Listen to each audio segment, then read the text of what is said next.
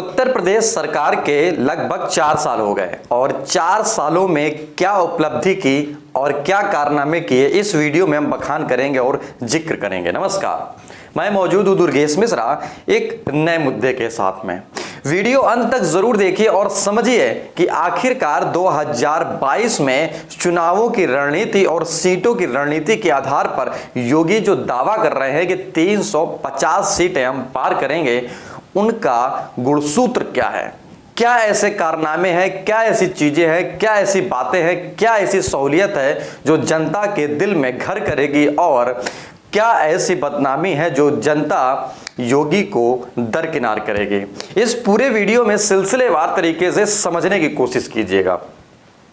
उत्तर प्रदेश में 403 सीटें हैं जो निर्वाचित होकर के आती हैं एंग्लो इंडियन को हटा करके, लेकिन उन 403 सीटों में सिर्फ योगी जी ने दावा भर दिया है कि 350 सीटें तो मेरे खेमे में आने वाली है, यानी कि बीजेपी के खेमे में। इसका गुणसूत्र सीधे तौर पर समझिए। कुछ ऐसी उपलब्धियां हैं, हम दो बातें करेंगे इस वीडियो में कि क्या पॉजिटिव है और क्या निगेटिव है। पहली उपलब्धि की अगर हम बात करें तो 370 जो आपने कश्मीर का कानून देखा, उसमें सीधे तौर पर जो पिछली सरकारें नहीं कर पाई, जो हामी भरती रही, जो बयानबाजी करती रही, लेकिन इस मुद्दे पर काम नहीं कर पाई, वो रहा अनुच्छेद 370 जिसको सरकार ने हटाया, यानी कि केंद्र सरकार ने हटाया। उपलब्धि योगी जी गिनवा रहे हैं। लेकिन दूसरी बात समझिए, उत्तर प्रदेश में भारत से आस्था से जुड़ा हुआ अयोध्या राम मंदिर, अयोध्या राम मंदिर वो राम मंदिर है जो वाकई में भारतीयों के दिलों में नस नस में बसा हुआ है। उसको भी पूर्ण तरीके से जो काम करवाया, जो निर्माण करवाने की जो चीजें कवायद जारी हैं, वो सीधे तौर पर योगी जी के खेमे में गिरने वाली है पॉजिटिविटी।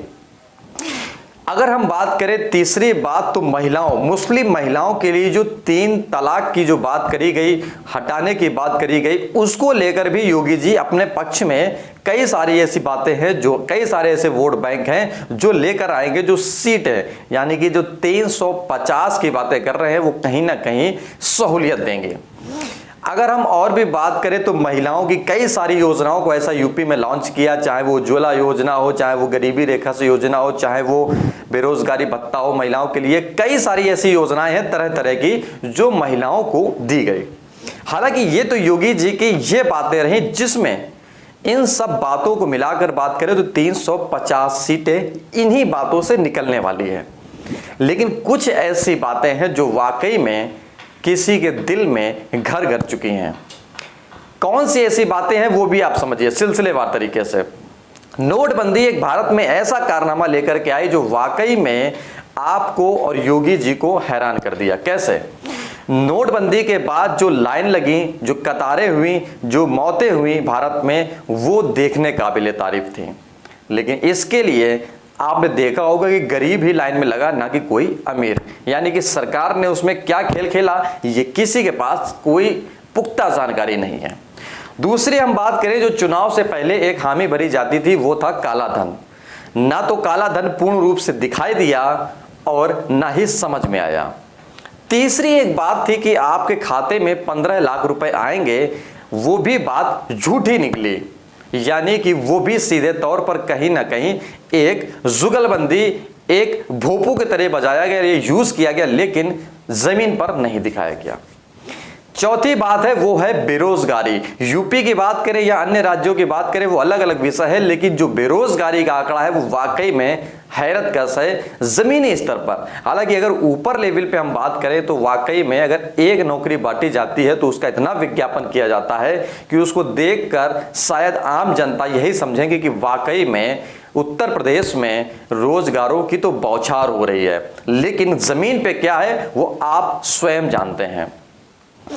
और भी ऐसी बातें हैं कि जिसके परिवार में बर्बाद हुए लॉकडाउन में, यानी कि खाने को मोहताज हुए, जो दिल्ली से चलकर बिहार तक पहुंचे या मुंबई से चलकर उड़ीसा तक पहुंचे या झारखंड तक पहुंचे, कैसे उनकी दुर्दशा हुई वो जमीन पे आप ही अच्छे तौर पर समझ सकते हैं।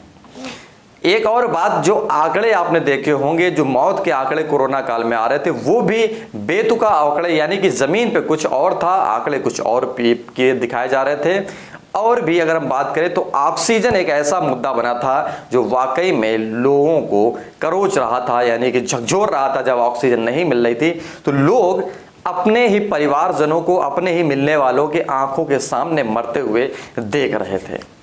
और एक सबसे बड़ी बात है, वो है उत्तर प्रदेश की गरीबी। वो किसी से नहीं छिपी है, ना ही किसी की जानकारी में है कि आखिरकार इसका सही आंकड़ा क्या है। हालांकि जो आंकड़े पेश किए जाते हैं वो कहां से आते हैं, इसकी जो सहूलियत है वो जमीन के स्तर पर आप अच्छे से समझ सकते हैं। अच्छा, इन इतनी बातों का अगर हम जिक्र करें कि सरकार जो दावे भर रही है 350 सीटें, उनके क्या मुद्दे थे जो 350 सीटें लेकर आएंगी, और कौन से ऐसे मुद्दे थे कि जो नहीं दिखाए गए, जो मैंने बाद में बताए हैं। इनका पूरा अगर केंद्र की हम बात करें तो सिर्फ उसका एक ही केंद्र है, योगी सरकार का प्रचार और प्रसार। यानी कि वो अपने कामों का इतना प्रचार प्रसार करती है कि यानी कि दिखाने की कोशिश करती है, आपको समझाने की कोशिश करती है कि आप उनकी बातों में सीधे तौर पर जान पाएं और समझ पाएं। योगी के जो 4.5 साल हुए हैं सरकार के बने हुए, वो वाकई में छोटे से छोटे, बड़े से बड़े जिले में इतना प्रचार प्रसार किया गया अपने सांसदों, अपने विधायकों, अपने मंत्रियों, अपने लोगों के द्वारा, कि जिससे आने वाले चंद महीनों के बाद जो 2022 में चुनाव हैं उसका सीधा असर इन 4.5 साल की उपलब्धियों में गिनाने से पड़ेगा। हालांकि ये तो भविष्य की बातें हैं कि 2022 में क्या होने वाला है, लेकिन रणनीतियां पूरी बीजेपी की तैयार हो चुकी हैं। कौन से समय पे कौन सी चाल चलनी है, कौन से समय पे कौन सी बात रखनी है, कौन से समय पर कौन से कारनामे करने हैं। अगर ये वीडियो पसंद आया हो, कुछ जानकारी मिल पाई हो, तो वीडियो को लाइक, कमेंट और शेयर जरूर करें। और हाँ, आप ये भी बताएं कि 2022 में जो चुनाव है उसको लेकर योगी ने कौन कौन से मुद्दे पीछे रखे हैं जो रखने चाहिए थे।